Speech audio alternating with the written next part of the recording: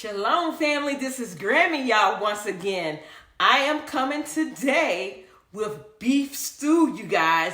Beef stew is so much worth the effort because it is so delicious, but it is time consuming. But hey, let somebody help you. If you got a husband, a brother, a mother, a sister, cousin, somebody, your kids, you can get them to help you get some of this potatoes peeled and some of these things cut up. But if you don't, hey, I guess you got to do it all by yourself. But that's okay because I'm doing it all by myself today too. So anyway, today with the beef stew, you guys, we will need a debubbler, some measuring spoons, your ladle, your jar lifter. We will need some beef broth. I will be using the Better Than Bouillon, but you can go to the store and buy the store beef broth. You don't have to make it. But if you're using the Better Than Bouillon beef broth, as you know, it is a little salty, so just be aware of that. We will be using some sea salt, some sea salts. You can use the canning and pickling salt as well. Garlic powder, onion powder. I'm going to drop a bay leaf in each jar. I'm going to add a little bit of smoked paprika. You're going to need your vinegar to wipe off your rims and throw some in your pot so your jars won't get cloudy. We will be using celery. These carrots. I opted to buy the carrots that's already cut and peeled because ain't nobody got time to be peeling no carrots.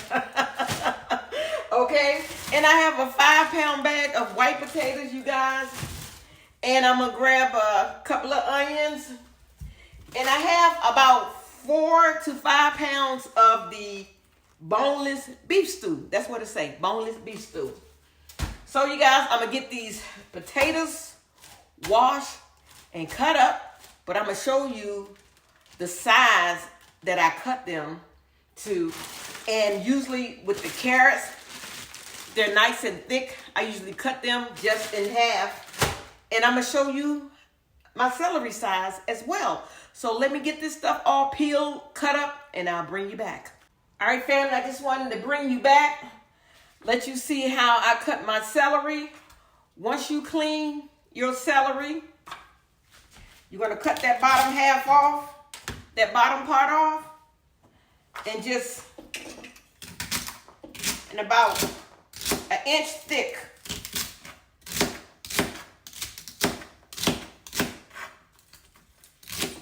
And that's it. So I want to show you, I dropped my carrot. I want to show you how I cut my carrot. I just cut it in half. That's it. Because remember, this is going to process for 90 minutes because we have meat. So we don't want them real tiny. Okay. When you peeling your potato, and if you run across any bad spots like this, just cut it out, you guys, because we do not want this to be in our food. It may compromise our food. And as far as my potato, I just usually go down the middle. We are not cutting these small, you guys, and then just 3.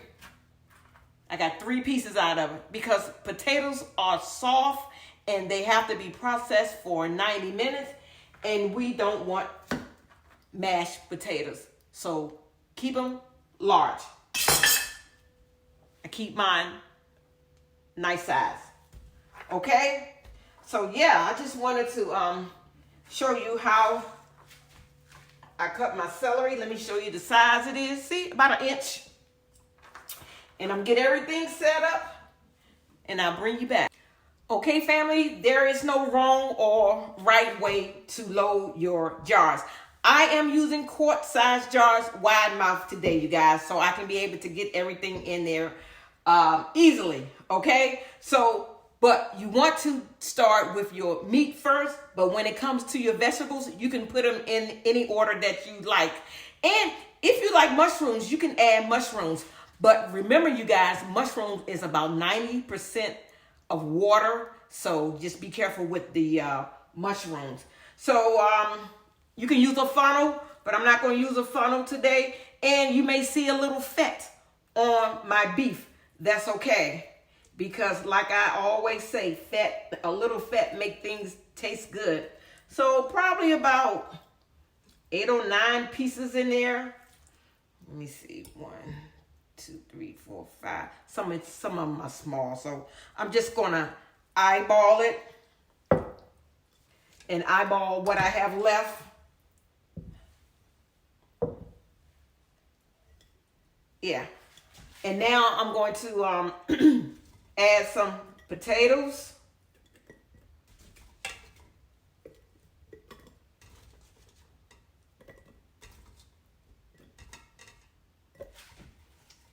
Add some onions. I had small hands, so probably a handful of onions. Carrots. About a handful of carrots. Just push it down a little bit. Just push it down a little bit. It's looking beautiful already. And some celery. Push it down a little bit. Some celery. That's looking gorgeous already. Remember to make sure you have that 1-inch headspace. Look at that. That looks delicious, you guys. So now we are going to add our seasonings. I am going to add 1 teaspoon of onion powder.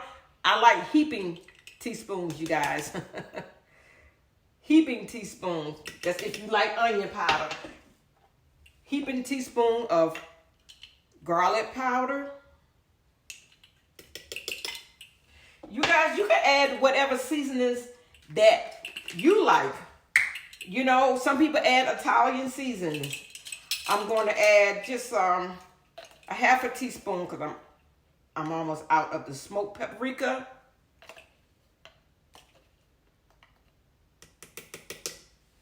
And then because my broth is a little salty, I will be just adding a half a teaspoon of the Himalayan sea salt. I just put it in this container. Okay. Gonna add my broth. Look how dark it is. This is that better than bouillon, and it is so tasty, you guys. It has a very, very nice flavor. So robust.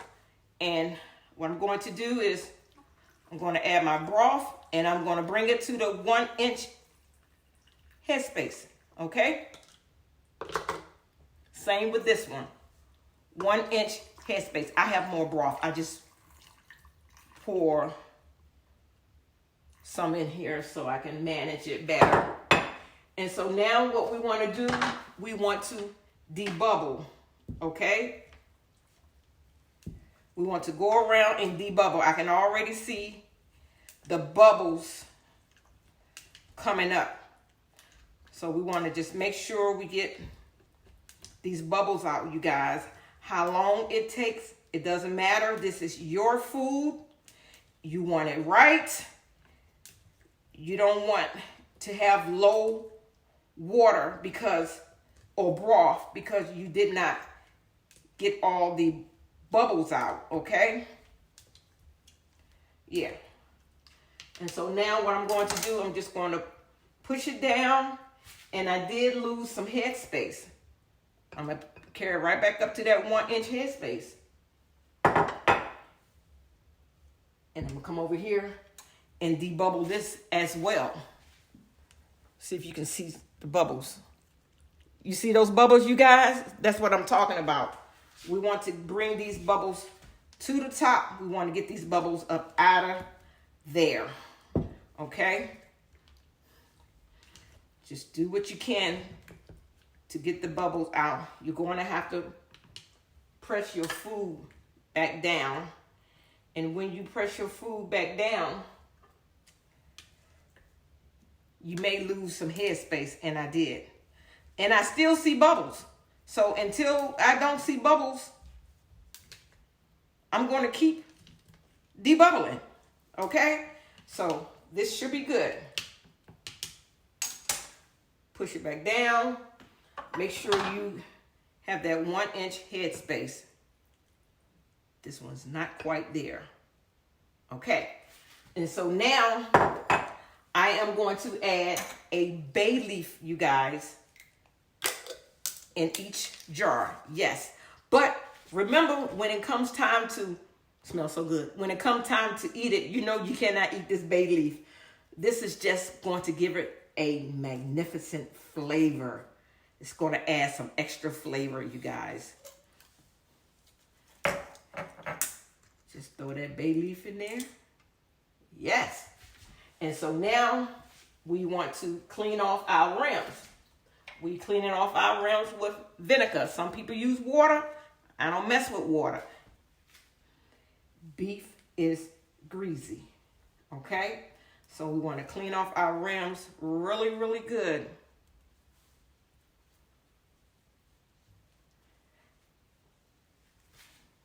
How long it take? Your food, your kitchen. You don't want to do all this work.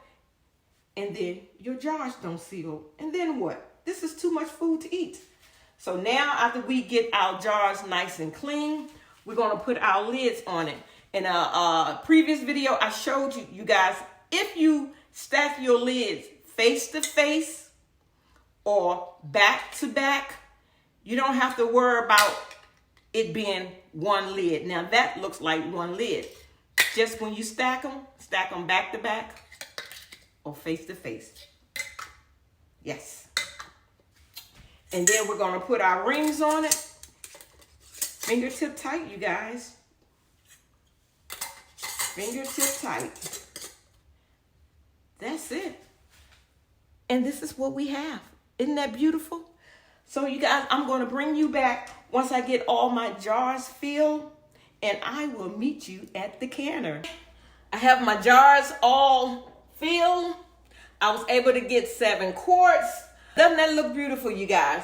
So, you know, you also can use tomato paste if you like. If you like tomato paste, you can add tomato paste instead of the beef broth. But I like the beef broth, okay? And so I will add my vinegar, and this keeps your jars from getting cloudy, you guys. Okay. I am working with a Presto 23 quart canner today, you guys. This is the most important thing of the canner. It's your lid. This is the pressure gauge. This is the, I don't know what it's called, but you have to make sure this goes up and down. You have to make sure you can see straight through the vent pipe. Make sure there's no food or anything like that in there. Flip it over, you guys, and you hold this tight to make sure that this does not move. If it moves, please tighten it, because if you don't check it, your canner will not come up to pressure if it's loose, okay? So you just load your canner, make sure it's in the middle of your eye. We're going to turn this on high, you guys. Yes, with the Presto 23 quart canner, you guys, there is a water line in there. And a lot of times people tell me that they cannot see that line. So what you can use 3 quart size jars of water to take it to where the line is, you guys. So I just want to let you know that everything today was room temperature. That meat, that's called raw pack, because it was raw. I didn't have to pre-cook it or anything. This canner is going to do what it needs to do with that meat, okay? So if you have another type of canner, please read your manual, because all canners are not the same. All right, you guys, I got my heat on high. Now what I need to do is, this vent pipe needs to start shooting steam for 10 minutes steady. I mean, just steady, not sputtering, you guys. I will bring you back. Okay, fam, my vent pipe has been shooting steam for 10 minutes steady. Now I have to wait for my canner to come up to pressure. My elevation is under 1,000 feet. So I need 10 pounds of pressure. If you do not know your elevation, please Google it. My canner is also locked. Once that button pops up, I cannot open that canner if I wanted to. And let me just tell you another thing. You don't have to just use beef, you guys. If you have venison or lamb, you can have venison or lamb stew. Beef is just what I have. I am at 10 pounds of pressure. I am working with quart jars with meat. I will set my timer for 90 minutes. I will dial my heat back. All right, fam. My canner has come down from pressure. My button has dropped. My canner been sitting here for about 15 minutes. I'm gonna take off my weight regulator. I'm gonna release the first burst of steam away from me. I'm gonna put it up and drop it back down. Did y'all see all that steam? Make sure you have shoes on. Oh my goodness, you guys, if you can smell the goodness up in here. Woo! All right, now I'm gonna take off this top and I'm gonna take it to the sink, away from me.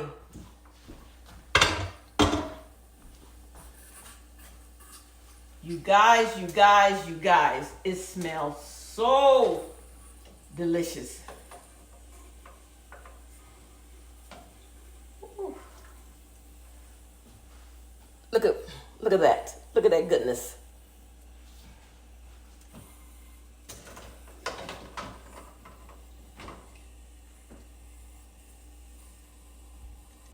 Voila!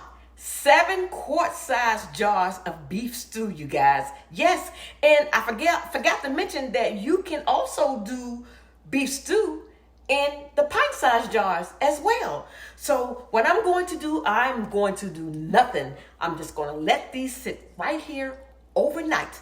In the morning, I will remove the rings. I will wash my jars, and I will label them, and I will store them in a cool, dark place. If you like this video, please hit like, share, and subscribe. I love you guys. Y'all know I do. But guess what? I love the Most High more. Shalom.